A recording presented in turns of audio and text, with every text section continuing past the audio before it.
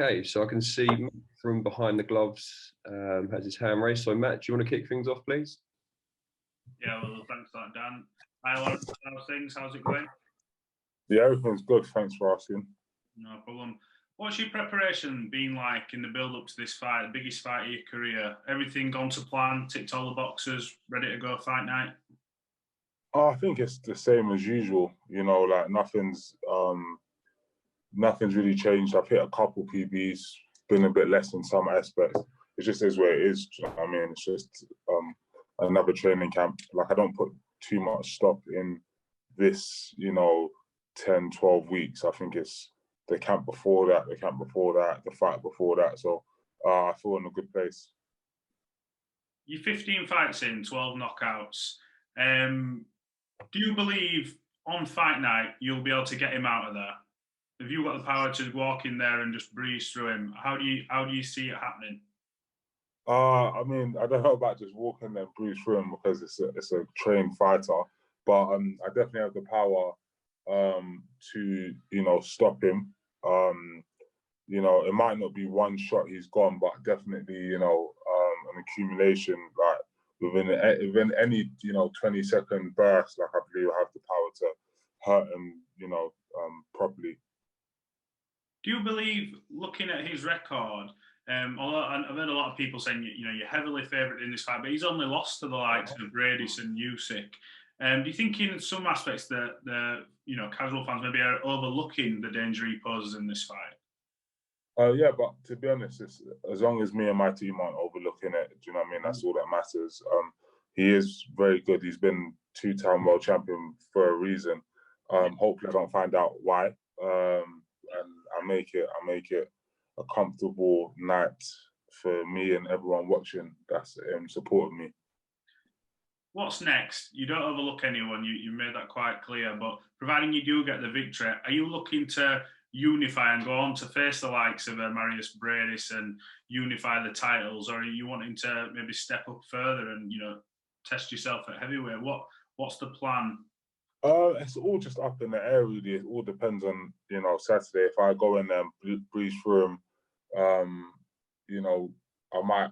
It depends. I don't really know, to be honest. I haven't really thought too much.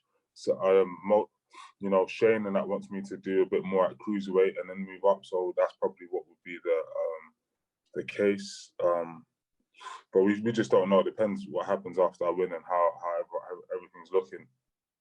No worries. Well, Lawrence, good luck for fight night. Wish you all the best.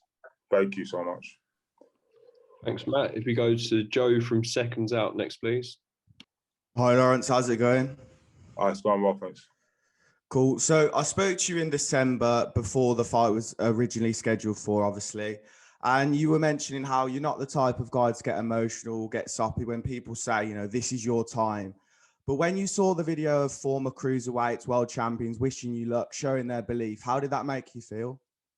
That was one time I felt warm and soppy. It was a surprise. And secondly, it kind of made it a bit more real. Obviously, I have my own, selfish intentions and my own, motivations.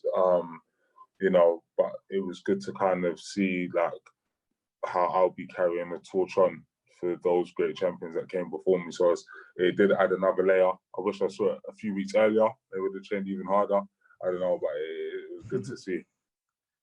Of course. Now, obviously, you still had a fight in December. It was over in 2 rounds. How did you look back on that now? Because obviously knocking someone out within 2 is going to give you confidence. But do you feel as if it maybe would have been good to also get some rounds in so that you've had more rounds over the last year? No, not really. I mean, I'm still quite young.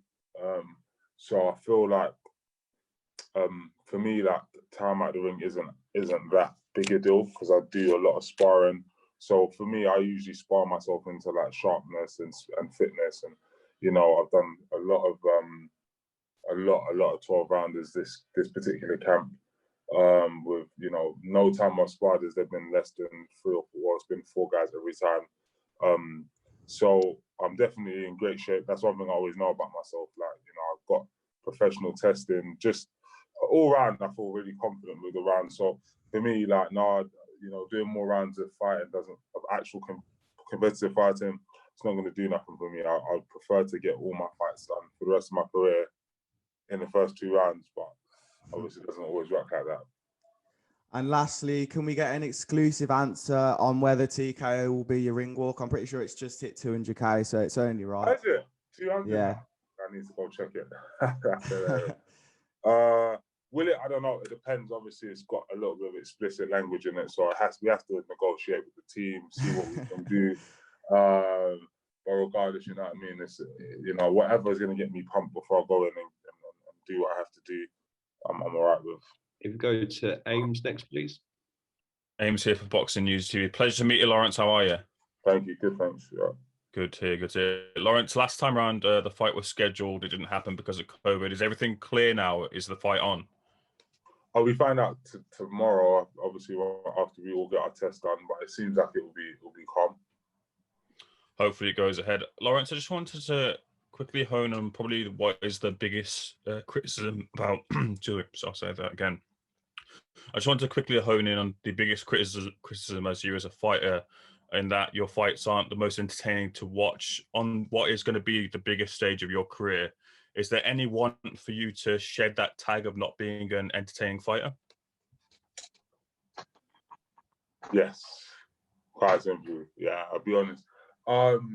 Obviously, with time, obviously that stuff becomes more clear. But I think if I can get a good knockout here in a exciting, I don't want it to be too exciting in terms of give and take, but I want it to be exciting in terms of me giving.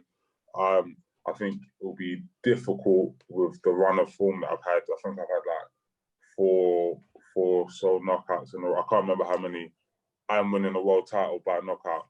I think it'll be difficult for people to, hold on to the past. It was, I don't know, a couple of years ago now, but we'll see.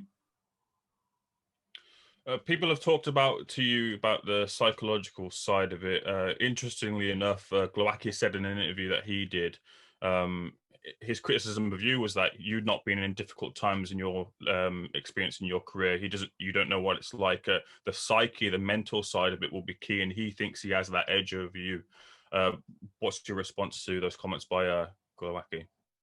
He won't be the person to put me in them positions, in my opinion. Obviously, I'm prepared for anything, but I doubt he's going to be the person that's going to be able to test my psyche. And ultimately, it's all good.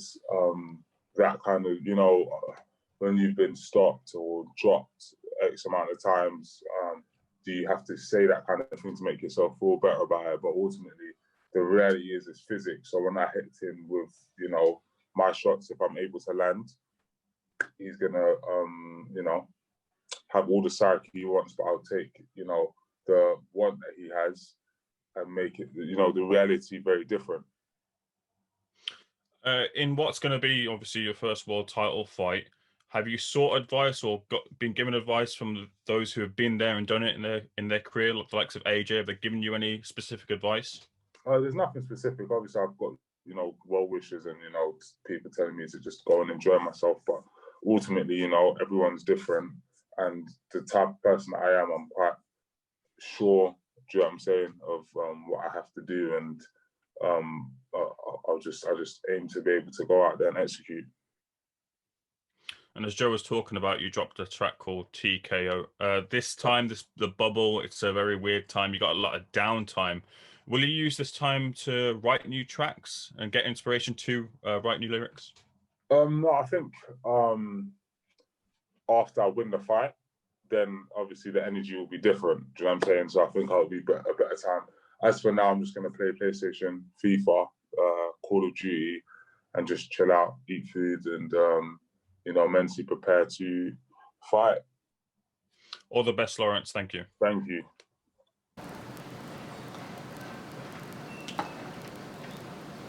Oh, hey there, fight fans. Didn't see you there. If you guys haven't already subscribed to my YouTube channel, make sure you go to do so by clicking right here, or else.